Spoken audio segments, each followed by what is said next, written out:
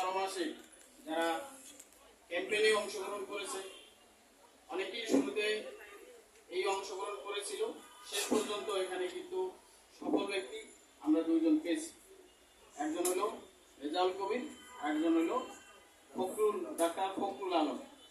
ওনাদের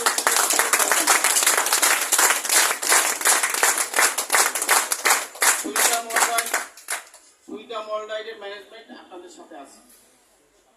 কিভাবে আছে? আমরা কথায় না কাজে বিশ্বাসী, কথায় না কাজে বিশ্বাসী। কবি বলেছেন আমাদের দেশে সেই ছিল হবে কবে, কথায় না বড় হয়ে কাজে বড় হবে। আমরা কাজে প্রমাণ করব যে আমরা আসলেই আপনাদের সাথে আছি।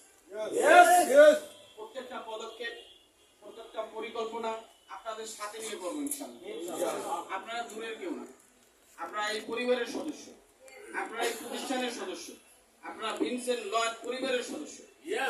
ভিনসেন্ট লয়েড কাউকে বলে না যে আমার অ্যাসোসিয়েট, তিনি সকলকে বলেন যে বিজনেস পার্টনার।